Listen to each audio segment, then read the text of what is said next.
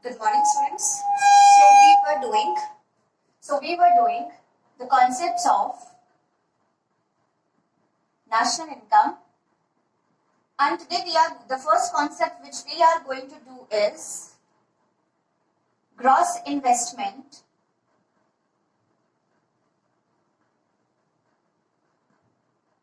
depreciation, and net investment. Now, before going to the gross investment, depreciation, or net investment, let us study what the investment is. Now, when we define the investment, it is defined as the addition to capital stock, and therefore investment is defined as the addition to capital stock. Whenever we add on to our capital stock, that is known as the investment. Now, when we say the gross investment is defined as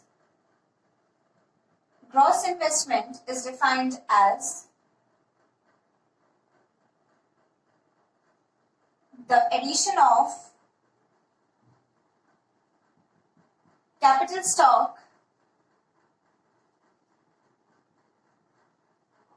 including depreciation, whereas net investment is defined as the addition to capital stock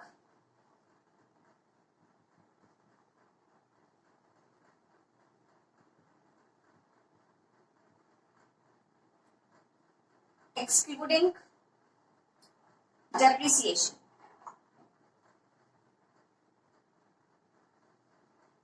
Okay? So, when we are including the depreciation, that means it is gross investment, and when we are excluding the depreciation, it is defined as net investment. Now, the main question arises, what is depreciation?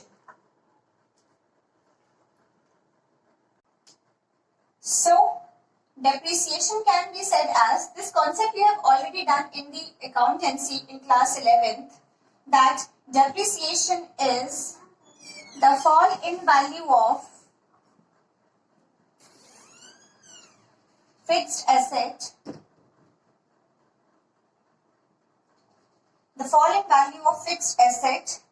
due to normal wear and tear,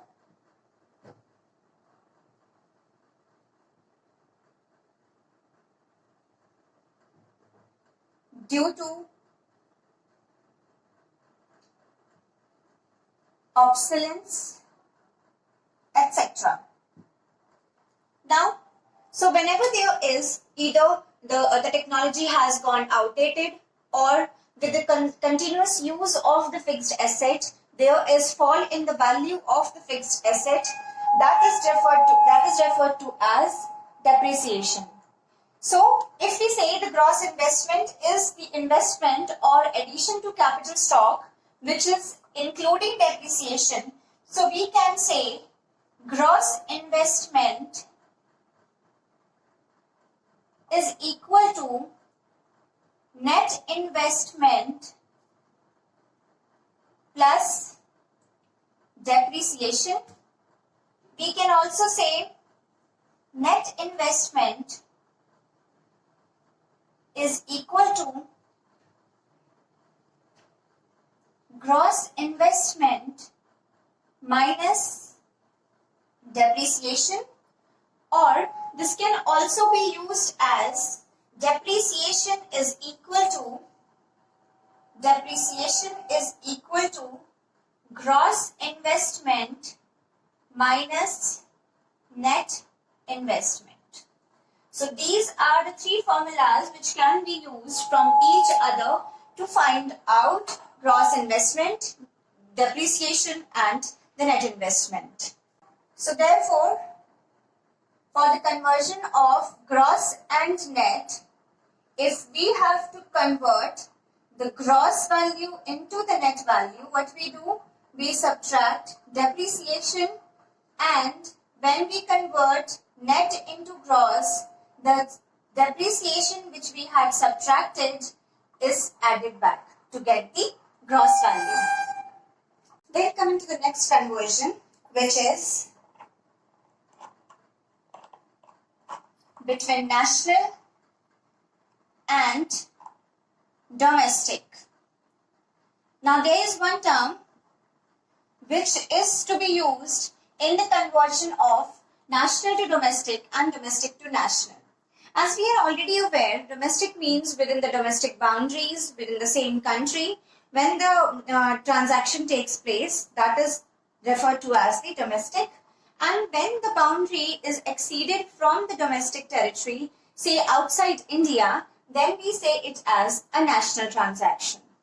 Now in this case, the concept which we are going to use to convert between national and domestic is net factor income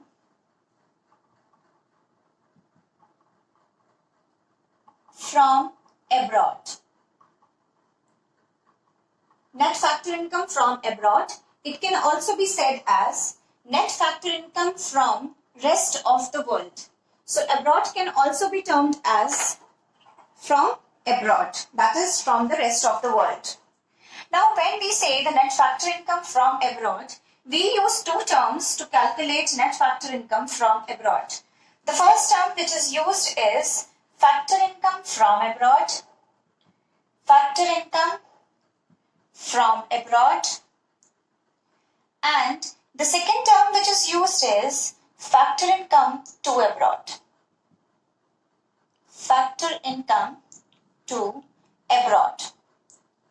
Coming to the first term, that is factor income to from abroad. Now when we say factor income from abroad, it includes all those factor incomes which are coming from abroad to India, to the domestic territory. Like for example, any Indian company which is established there in outside India. Like for example, SBI, State Bank of India, has opened its branch in Singapore. Now when the branch is opened in Singapore and the profit which is earned from there will be the part of factor income from abroad, because it's the factor income. In our previous classes, we have already done what is factor income. So the factor income which is earned outside the territory, outside the domestic region, and is coming from there, that becomes the factor income from abroad.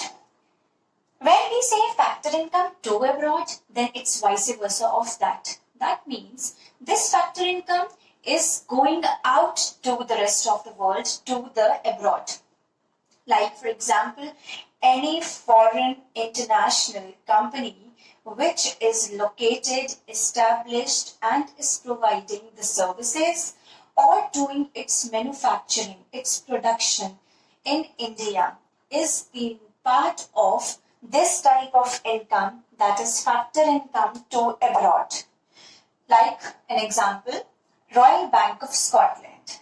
This bank is of Scotland and it has established its branch in India. Now whatever profits this RBS branch in India will earn, that will be the part of factor income to abroad and will go out of the country. So it will be considered as an outflow. When, let's see after that. So these are the two terms which are going to be used in the calculation of net factor income from abroad.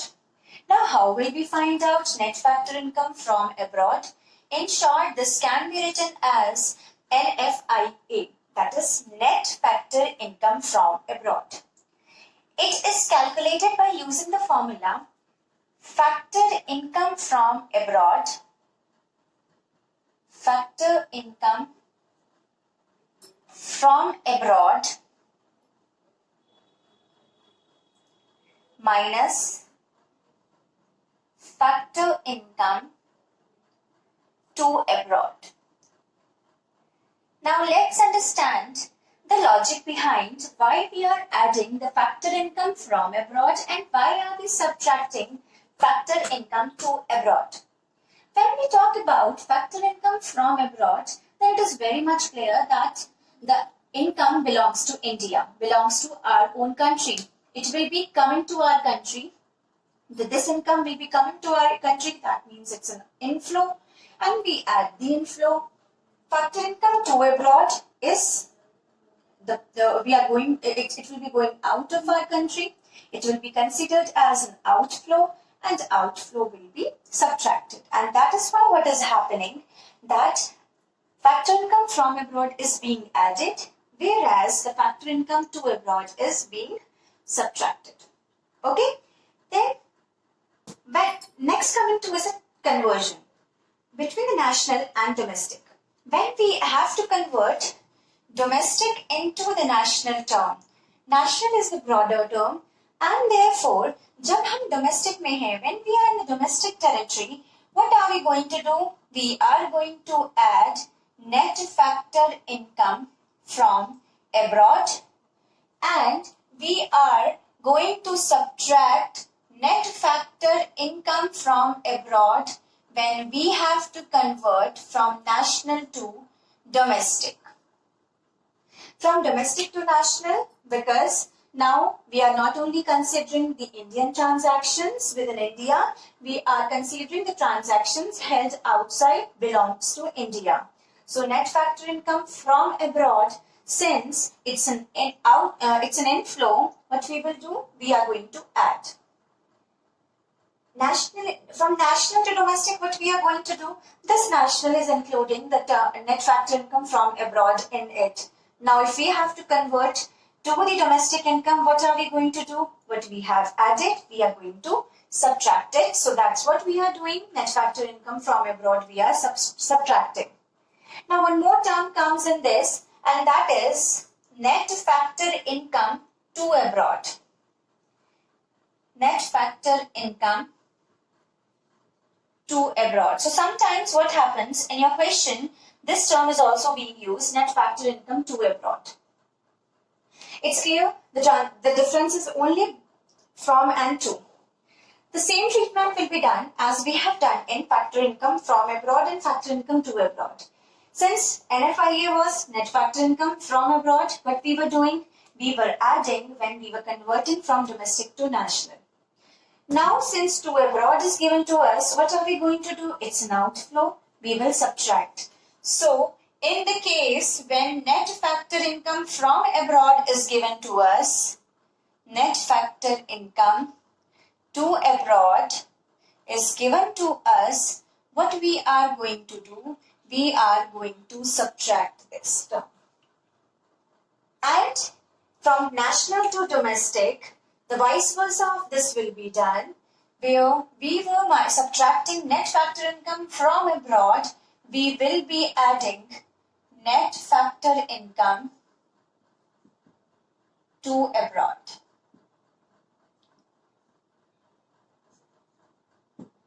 Keep in mind while doing the practice of these questions, and this is the most confusing term in your exams which you get.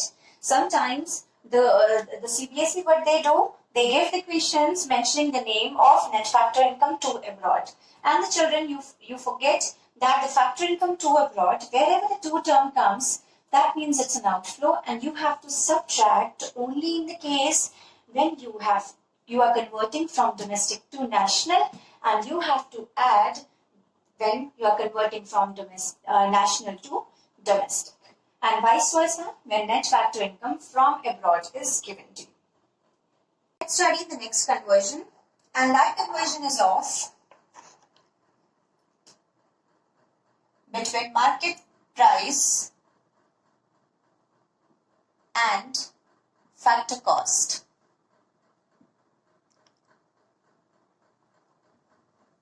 These two terms have one common term, that is net indirect taxes.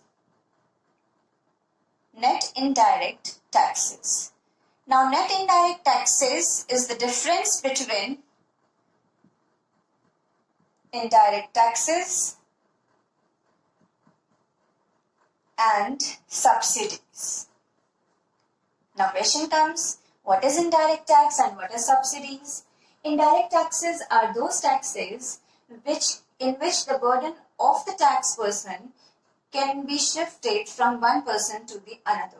Like for example, sales tax, VAT, these all are indirect tax, and now these have been included in your goods and services tax. So even the GST is the indirect tax. The burden can be shifted from one person to the another, that is the indirect tax. Similarly, now coming to the subsidies part. Subsidies is the financial assistance which is provided by the government to the public. That public can be an organization, that is producer. It can be a consumer. For example, the government is providing subsidy on the LPG cylinders.